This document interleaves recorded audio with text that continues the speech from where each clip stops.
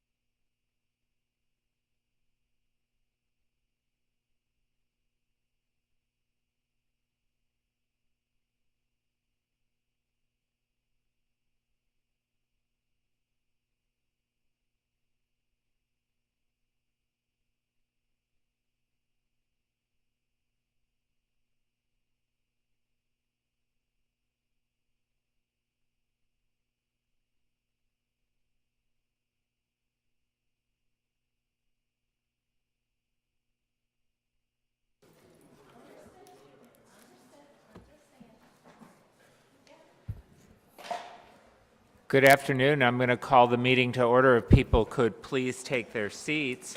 I think I see Jackie Subek here. Jackie, could you lead us in the Pledge of Allegiance tonight? We're going to call the meeting to order. Jackie will lead us in the pledge.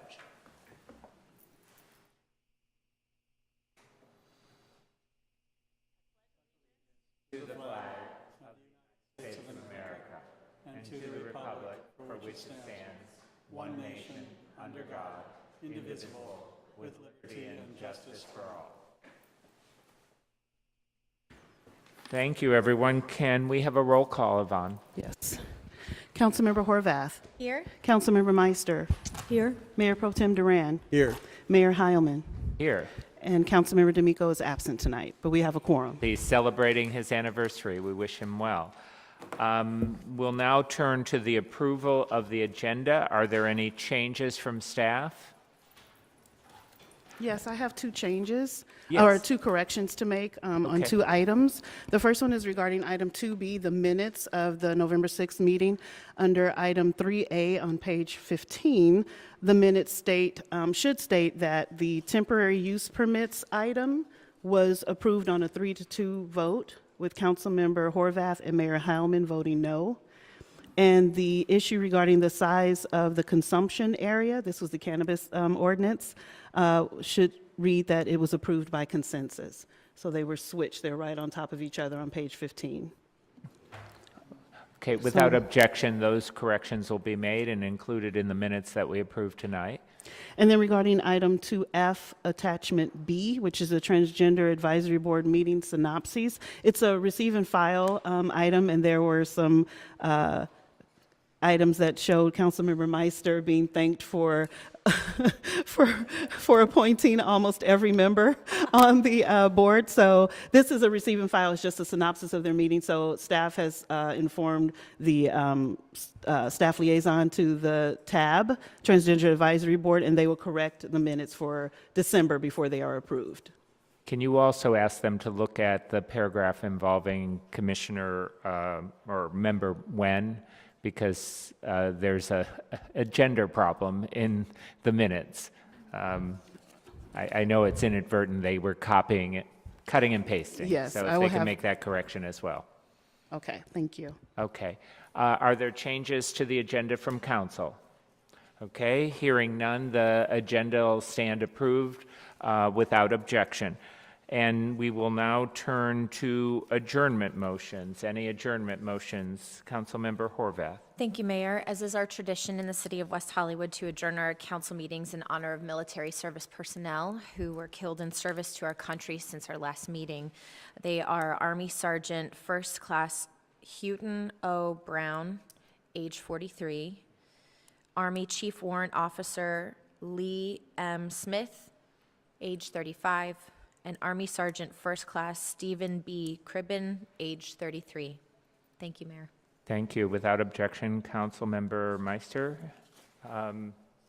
I have one, and that is Rusty Millar. Rusty was a longtime member of the Frontrunners Running Group. He passed away recently, and he is definitely going to be missed. He was a leader in that organization for many, many years and was a really warm presence in the Frontrunners Group. So we'll adjourn in his memory as well. So we'll now turn to presentations. I don't believe we have any tonight, so we'll turn to public comment. Our first speaker is David Reed, to be followed by Randall Derrick.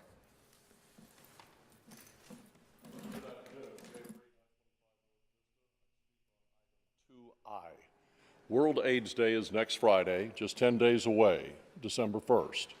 Once again, West Hollywood is taking the lead in events to denote the day. I'd like to thank Mayor Heilman for continuing the display of AIDS Watch on the north face of this very building that Councilmember Meister initiated last year. In fact, without John Heilman's support at the turn of the century, AIDS Watch would not likely have continued. Century, Adelphia, then Time Warner Cable would no longer host a channel for World AIDS Day, and the project was picked up by City Channel, largely due to John. Today, via the internet, AIDS Watch is worldwide, 6,000 plus followers, with over half of those coming from outside the United States, mostly African nations, 63 countries in all. There is still time to add names to the 2017 roster. Simply go to www.aidswatch and submit names of people you may have lost. Don't assume someone else added the name. Take a minute this Thanksgiving weekend and be thankful for those souls who were part of your life. Type their name in. Remind yourself. There are thousands of names in AIDS Watch, including some very close to West Hollywood. Ron Stone, Connie Norman, Mark Kostopoulos, Vernon Mitchell, Matt Redmond, Paul Monet, Mark Coleman, Victor Lopez, Bob Craig, Mark Ferguson, Wayne Carr, Clayton Griffin. The names don't stop, and neither should we. Remember, AIDS Watch can be seen anywhere on the planet. If you have Wi-Fi all day long, midnight to midnight, www.aidswatch.org. Each name holds for the time it takes to breathe in and then breathe out. Each name, a life cut short, every name added by someone who loved them. AIDS Watch is 30 years, World AIDS Day is 30 years old next year. It falls on a Saturday. Time to plan now. Silence equals death. Thank you, David. Randall Derrick, and that's our last speaker. Good evening, Council. I'm Randall Derrick. I live in West Hollywood, and I'm the property owner at 1230 West North Fairfax. And I'm coming tonight. It's just been such a frustrating past 12 years that the property north of us has been in like development handover. It's finally vacant. There's a lot of transients living on this lot at 1236. But it started to be developed in 2005, and I've had the building for 20 years. To think it's almost been 13 years I've had to deal with this property being an illegal Airbnb, an illegal hospice, a transient stopover. Our property's almost caught fire twice now, and now it seems that someone's graffitied the wall from 1236 to our property, and apparently, according to the city, that's something I have to take care of because I own the wall. And it's also frustrating to the tenants that live there. I feel like I've been a pretty good landlord over the 20 years. I've never taken an MAR over 20 years. And I think now with girls and men living there, they're afraid for their safety. And like I said, it's been 13 years, and then the property just north of that, 1240 and 1250, is a vacant building. And there's a lot of problems there as well.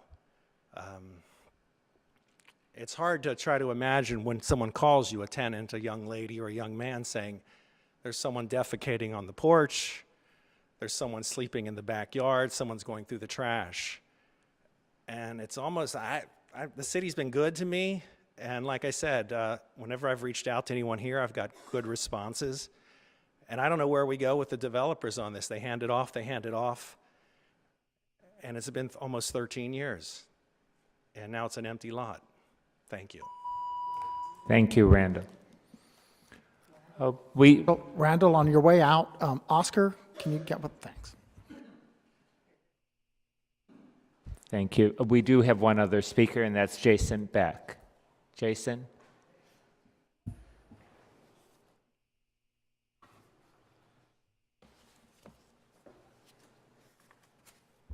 Hey, afternoon, everybody. Glad we could have an earlier meeting tonight. Jason Beck, City of West Hollywood. Just wanted to thank the city for their leadership with this ordinance. I look forward to working with the city in many different components with the adult use component coming into West Hollywood, as well as working with city staff on the zoning requirements for these cities. I believe that it has been relayed to the city attorney that there is an ability to lower the distance from a school. And so, like I said, I'd like to work with you guys to create sensible land use distances that make sense for the city of West Hollywood, since we're such a compressed city. Thank you. Thank you, Jason. And that's our last public speaker. We'll now turn to council member comments. Who wants to start? Okay, thank you, Mayor. First, I'd actually like to congratulate the mayor on being recognized and honored by the Jacaranda Foundation for his many years of service and contributions to the organization. Congratulations. I also would like to congratulate former council member and Mayor Abby Land, who was recognized by the National LGBTQ Task Force with their Leadership Excellence Award. Since our last council meeting, I represented the city at the California Contract Cities Association monthly meeting. And I also want to congratulate Kate Marison, who represented the city well on a panel discussion at the Women Leaders in Government event that was hosted in downtown Los Angeles. And it was hosted by Governing Magazine. We thank Kate for her leadership, and we're excited about all the work that she's doing. The LAUSD working group did take place since our last council meeting as well. School board member Nick Melvoin participated along with his staff and shared some ideas about his vision for bringing LAUSD into the 21st century by using apps and different types of technology. They will continue to host these meetings in the community, so any parents, prospective parents, or people who are just generally interested in LAUSD school options for our young people here in West Hollywood, please let me know. We're happy to connect you to the school board member and make sure you're aware of those upcoming meetings.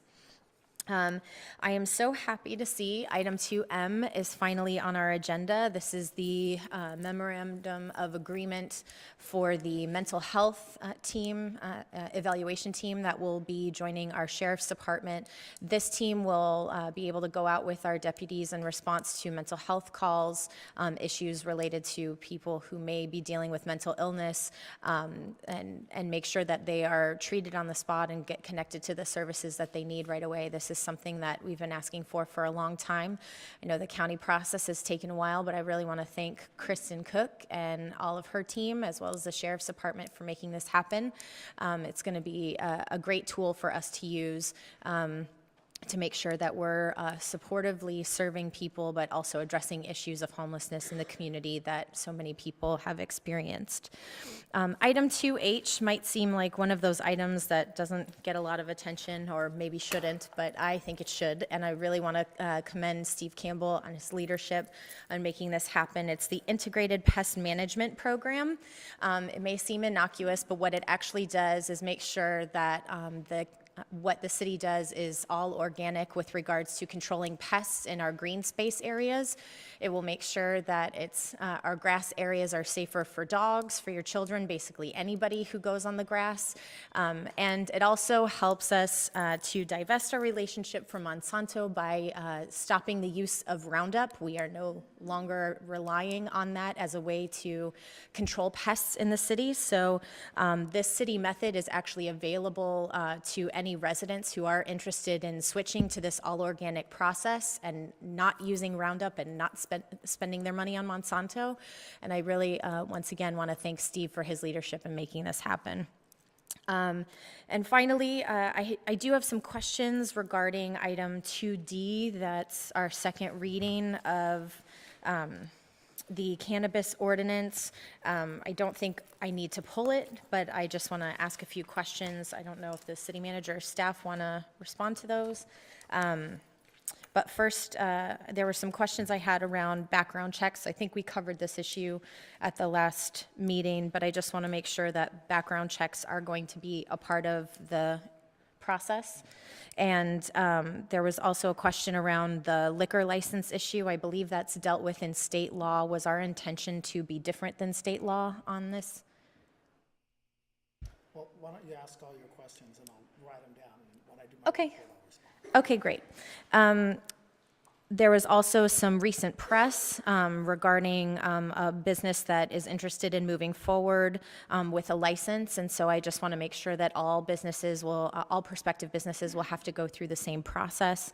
And then finally, I know that as part of our first reading, the selection criteria was not, we weren't agreeing to a process as part of our first reading, so I just wanted to know when and how we will know what the selection criteria are.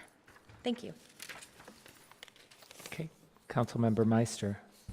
Thank you, Mayor. First, I want to thank the Mayor for a great Veterans Day program, highlighting our transgender service members as well as our Russian veterans. I represented the city at the West Side City's COG meeting, where we had presentations from West Hollywood Community Housing Corp. And their counterpart in the city of Santa Monica, and discussed the challenges of developing affordable housing. And there'll be 2 more meetings where we will be discussing housing issues, at least 2 more meetings with the COG. I represented the city at the City of Beverly Hills Council meeting at their hearing regarding water rates. We were able to get a 30-day continuance so that staff can review the study that Beverly Hills provided regarding the 25% surcharge. Councilmember Horvath and I attended the unveiling of a new mural that was donated to the West Hollywood Elementary School. Pop artist Sir Peter Blake and LA muralist Debbie Cable, and was financed and coordinated by the Arts Club. And I also attended the Vanderpump Dog Foundation Gala and presented the Dog Hero Award to Megan Levy. Megan Levy is a former Marine corporal who completed more than 100 missions in Iraq with her dog Rex. And there's a movie. On item 2D, the ordinance to regulate cannabis uses, I have similar concerns as Councilmember Horvath regarding the specific criteria and weighting for each license type. I want to emphasize that the applicants demonstrate innovative boutique business models consistent with the West Hollywood community. I don't think that that having a prior business should necessarily have any more weight. And in fact, it concerns me that the criteria might attract companies from other states rather than giving opportunities to our own residents and businesses who may be qualified. And regarding the process, I also think it needs to have an in-person component. Once the list for each license is narrowed down to 10 or to 11 or 12 per license, I think that whatever panel the city has that are reviewing the application should also have some kind of oral interview with these people, so that we know what we're getting into, and we know the people that are that are looking to open these types of businesses in our city. That's it. Thank you. Mayor Pro Tem. I represented the city at the National League of Cities this past weekend, where I participated on a panel about advocating for LGBT rights in hostile political environments like the one we are finding ourselves in. I also attended a workshop on seeking racial equity in municipalities. Respect to World AIDS Day on December the 1st, I wanted to just do a special invitation to the community. Besides the annual Paul Stark Warrior Awards, we will also be hearing from Lori McBride. Lori McBride was the executive director of the Life AIDS Lobby between 1988 and 1994. She was one of the women in the state of California who took the lead on responding to the HIV epidemic during some really difficult times, and we reached out to her and invited her to be our speaker. It's always nice to hear from those women and men who are on the front lines crafting policy under the most difficult and dire of circumstances. And Lori certainly did that as the executive director of the Life AIDS Lobby during the late 80s and the early 90s. So although her work is now 30 years old, it's going to be nice to hear from her and to see her again. She was a frequent visitor to the city of West Hollywood during the late 80s and early 90s, and it'd be nice to have her back here in the community. So invite everybody to attend and honor the recipients of the annual Paul Stork Warrior Awards and to hear from Lori McBride. Thank you. Thank you. I want to acknowledge staff for their great work on the Veterans Day event. Thank you for giving me the credit, but really the credit belongs to our staff who organized it and did a fantastic job. We typically up here criticize the current administration, and rightfully so, but I do want to give credit where credit is due. Secretary of State Tillerson issued a very positive statement with respect to transgender individuals, and at least it is a sign that somebody in the administration recognizes the tremendous discrimination and violence that transgender individuals face throughout the world. Some of you may be wondering why we're meeting here in the afternoon. We have a very brief agenda tonight, but tonight is also our annual Transgender Day of Remembrance at 6 o'clock at the Center for Early Education. So we wanted to have our meeting early so that we would have the opportunity to participate in that program.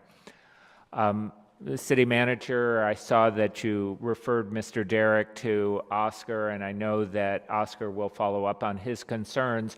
Can you give us a report on that at our next council meeting and let us know what has been done to address those issues? Mayor Pro Tem Duran mentioned World AIDS Day, and we do have a series of programs. I want to thank David Reed for his work with AIDS Watch. We also have the Paul Stark Warrior Awards on December 1st. We have a fantastic movie on December 2nd, Beats Per Minute. We have a display of a portion of the AIDS quilt. There's a whole series of activities around World AIDS Day, and I would hope people would pick up this flyer and join us and participate. And then finally, with respect to the ordinance 2D, my recollection is that we directed the staff to work with experts to develop the criteria, and in terms of an in-person component, all of these people will have to apply for a business license, and there will have to be presumably a business license hearing. So I'm concerned about having in-person interviews, but I'm going to leave that to the experts. I think that's how we do all other kind of evaluations. When we have staff doing an evaluation of different proposals, they bring together experts and develop the criteria, and I think it should be the same way with respect to this. But if we want to, we can pull this for separate discussion, or we could discuss that separately after we vote on the ordinance that's before us tonight. But let's hear from the city manager. He may have some answers to some of the questions that were raised. Thank you. There were 4 questions that were asked, one regarding background checks, one compatibility with liquor licenses, rating and criteria, the application process, and then lastly, the recent press release regarding Lord Jones and West Hollywood. Background checks will be done for all applicants, and they will be completed prior to the zone clearance and business license hearing. So these, we will be doing background checks on the applicants. As for applications for liquor licenses, we have to be consistent with state law, so therefore we cannot issue cannabis licenses to people who have alcohol or tobacco licenses. The recent press release, that was an independent article that was done regarding a potential business in the city of West Hollywood wanting to do a joint venture with one of the hotels. That is their intention to apply for the license, but they would have to go through the process like everybody else. Rating criteria and application process. I got to put my glasses on for this one. The process that we're going to create is going to focus on 4 particular areas that are in the ordinance. One is connection to West Hollywood, ability to serve West Hollywood, familiarity with the city, and also looking for innovative boutique business models consistent with the West Hollywood community. Staff is working on refining the criteria and assigning weight or points to each of the criterias. As mentioned, we are going to be hiring professionals to help us with that process. There are companies out there that have a stronger understanding of the business models than we do, so we're going to rely on them to help us with the criteria. Staff will hope to have the outline done by mid-December. The goal is to have the process in place by January 2nd. I understand, at least from the conversation tonight, that there's a desire to have some sort of in-person interview. We can look at that with the consultants. Our primary goal, though, is to make sure that the application process is consistent, fair, objective, and really meets the legal tests if challenged by any of the applicants who go through the process who for some reason may not be selected. So we'll consult with the professionals that are helping us with the weight system and with the city attorney's office to see really what type of interview would be appropriate, if one is appropriate. So that kind of gives the overview. If you want to have more discussion, we can do that now. I just wanted clarification on the liquor license issue. We didn't intend to be different from state law. We want to be consistent with state law. And my understanding is we have to be consistent with state law. Right. Okay, thank you. Thank you. Great, thank you. All right, so that completes the city manager's report. We'll now turn to the consent calendar, and Yvonne, the fiscal impact of tonight's consent calendar. The fiscal impact for tonight is $177,450 in expenditures, $0 in potential revenue, and $2,811 in waived fees. Okay, is there a motion?